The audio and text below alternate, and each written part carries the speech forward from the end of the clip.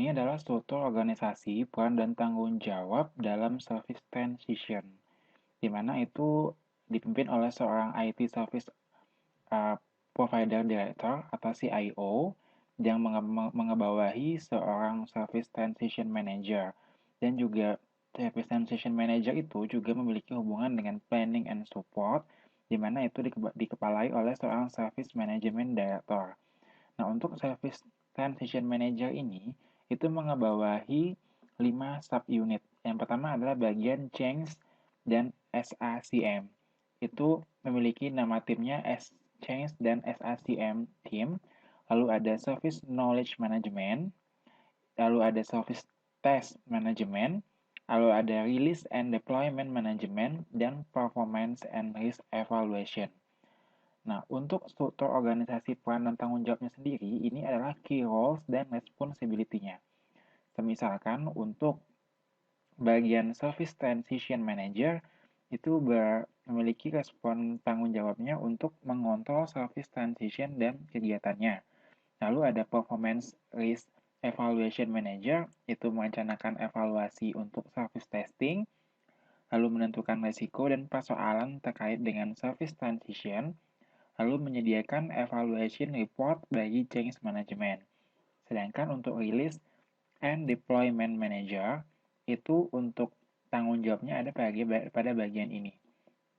Nah, salah satunya adalah terkait dengan audit hardware ke software, lalu berurusan dengan desain, pembangunan dan konfigurasi awal, serta instalasi service. Nah, pada bagian service test manager, itu adalah mengelola komponen pengujian, memimpin proses pengujian, dan menentukan strategi pengujian. Nah, bagian knowledge management process owner itu memastikan ketersediaan knowledge sebagai penasehat knowledge management bagi personel bisnis dan IT dan memonitor publikasi knowledge. Nah, bagian change SACM team ini itu memiliki bagiannya subbagiannya, di mana itu ada 6 bagian yang memiliki peran dan tanggung jawab masing-masing. Yang pertama ada disebut dengan Service Asset Manager, lalu ada Configuration Manager, ada Configuration Analyst, ada Configuration Administrator, ada Tool Administrator, dan Change Manager. Nah, untuk bagian Service Operation sendiri itu biasanya dikepalai oleh seorang IT Service Organization atau IT Service Provider Organization, di mana membawahi subbidang Service Operation Manager. Nah, Service Operation Manager ini itu membawahi 4 bagian subnya, yaitu ada Service Desk, di mana itu terdiri dari manager, supervisor, analis, dan super user. Lalu ada Technical Management, di mana di dalamnya ada manager dan team leader, ada analis atau arsitek, dan operator. Kemudian pada bagian IT Operation Control, yaitu ada manager, ada shift leader, analis, dan operator. Dan yang terakhir adalah bagian Application Management, yang di bawahnya ada manager atau team leader, dan analis atau arsitek. Nah, untuk peran dan tanggung jawabnya, untuk Service Operation Manager itu mempunyai dua peran, dua tanggung jawab, yaitu mengatur keseluruhan aktivitas pada service operasional dan bertanggung jawab sebagai pemimpin, pengatur, dan pembuat keputusan.